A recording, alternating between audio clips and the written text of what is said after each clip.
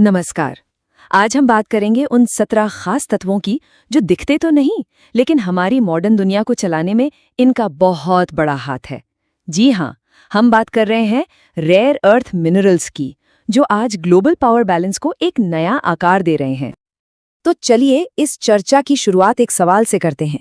सोचिए, एक F-35 fighter jet, एक विशाल पवन चक्की और जो स्मार्टफोन हम इस्तेमाल करते हैं, इन तीनों में क्या कॉमन है?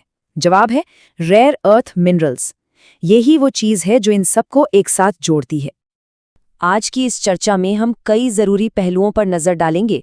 सबसे पहले समझेंगे कि इन्हें रेयर क्यों कहते हैं, फिर देखेंगे कि इनकी सप्लाई पर किसका कंट्रोल है, ये भविष्य के लिए इतने जरूरी क्यों हैं, जियोपॉलिटिक्स में इनकी क्या भूमिका है, और हाँ, हम भारत के नजरिए से भी इसे समझेंगे और देखेंगे कि 21वीं सदी में ये कैसे पावर का नया समीकरण बना रहे हैं।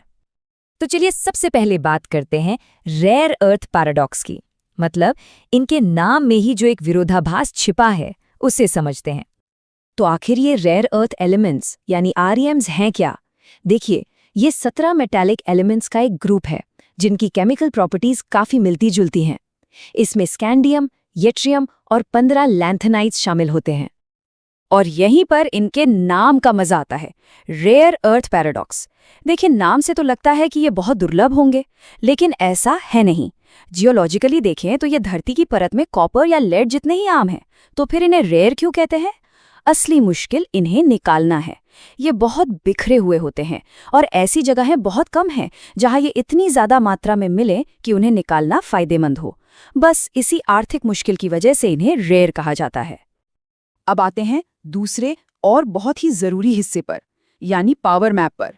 देखते हैं कि दुनिया में इनकी सप्लाई को कौन कंट्रोल कर रहा है। ये जो आंकड़े हैं, ये एक बहुत बड़ी और जरूरी कहानी बताते हैं। एक तरफ देखिए चीन को। दुनिया का करीब 1/3 रिजर्व चीन के पास है, लेकिन वो ग्लोबल प्रोडक्शन का 60 से 70% हिस्सा कंट्रोल करता है। अब दूसरी तरफ भारत को देखिए। हमारे पास दुनिया का 6ठा सबसे बड़ा रिजर्व है, लेकिन ग्लोबल प्रोडक्शन में हमारा हिस्सा 1% से भी कम है। ये जो रिजर्व और प्रोडक्शन के बीच का गैप है, यही जियोपॉलिटिक्स की असली जड़ है। और ये कहानी सिर्फ माइनिंग तक ही सीमित नहीं है। असली दबदबा तो प्रोसेसिंग यानी रिफाइनिंग में है, और यहाँ पर चीन का एकाधिकार लगभग पूरा है। आप सोचिए, दुनिया की 85 से 90% रेयर अर्थ प्रोसेसिंग कैपेसिटी चीन के पास है। इसका मतलब साफ है, ज्यादातर देश कच्चा माल तो निकाल लेते हैं, लेकिन उसे काम के लायक मेटल में बदलने के लिए उन्हें चीन भेजना पड़ता है। ये सप्लाई चेन का एक बहुत बड़ा चोक पॉइंट है। तो सवाल उठता है कि ये प्रोडक्शन कुछ ही जगहों पर, खासकर चीन में, इतना ज्यादा क्यों है? इसके पीछे 3 बड़ी वजह हैं। पहली, इसे निकालने और साफ करने में पर्यावरण को बहुत नुकसान होता है, रेडियोएक्टिव वेस्ट भी निकलता है। दूसरी, इसकी रिफाइनिंग की टेक्नोलॉजी बहुत कॉम्प्लेक्स और महंगी है। और तीसरी और सबसे जरूरी वजह, चीन की दूरदर्शी औद्योगिक नीतियां। जब बाकी देश इन मुश्किलों की वजह से पीछे हट रहे थे, चीन ने दशकों तक इस सेक्टर में भारी निवेश किया। अब बात करते हैं कि आखिर इन खनिजों को भविष्य के खनिज क्यों कहा जा रहा है, क्यों ये मॉडर्न टेक्नोलॉजी के लिए इतने जरूरी हैं।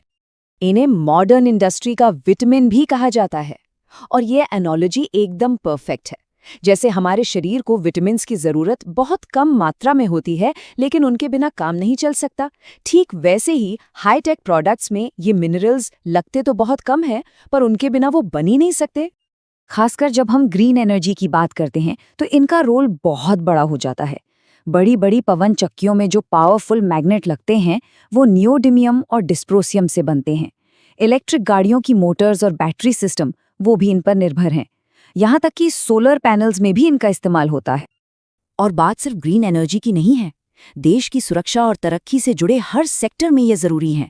डिफेंस में मिसाइल गाइडेंस सिस्टम से लेकर जेट इंजन तक, स्पेस टेक्नोलॉजी में सैटेलाइट्स, और हमारी डिजिटल इकोनॉमी यानी semiconductors, AI hardware, fibre optics, इन सब की नींव में यही रेयर अर्थ मिनरल्स हैं। और जब कोई चीज़ इतनी ज़रूरी हो जाती है तो वो बन जाती है जियोपॉलिटिकल बिसात का एक मोहरा। तो चलिए अब इसी जियोपॉलिटिकल चेस बोर्ड को समझते हैं, जहां इन संसाधनों का इस्तेमाल एक हथियार की तरह होता है। इन्हें 21वीं सदी का तेल भी कहा जाता है।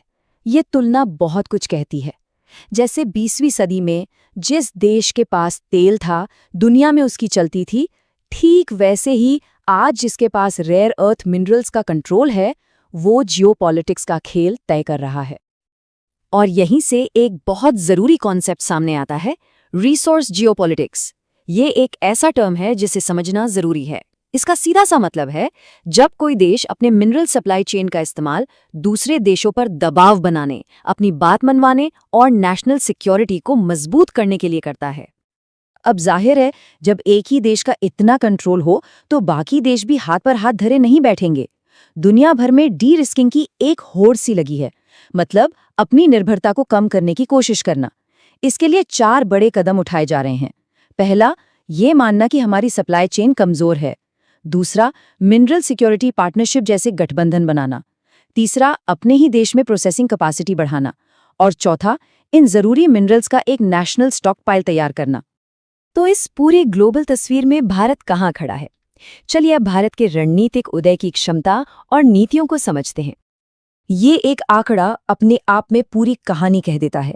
हमारे पास दुनिया के सबसे बड़े रिजर्व्स में से एक है, लेकिन ग्लोबल प्रोडक्शन में हमारा हिस्सा 1% से भी कम।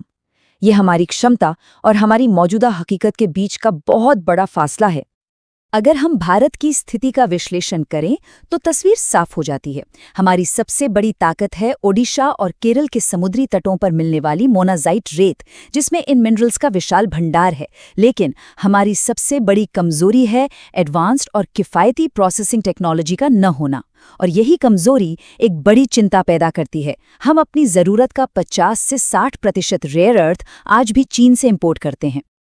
इस चुनौती से निपटने के लिए भारत अब तेजी से कदम उठा रहा है तकनीकी संप्रभुता हासिल करने की दिशा में, जैसे कि नेशनल क्रिटिकल मिनरल मिशन शुरू किया गया है ताकि सप्लाई चेन को सुरक्षित किया जा सके। प्राइवेट सेक्टर को माइनिंग में आने के लिए प्रोत्साहित किया जा रहा है और खास तौर पर देश में ही रेयर अर्थ परमानेंट मैग्नेट बनाने पर जोर दिया जा रहा है।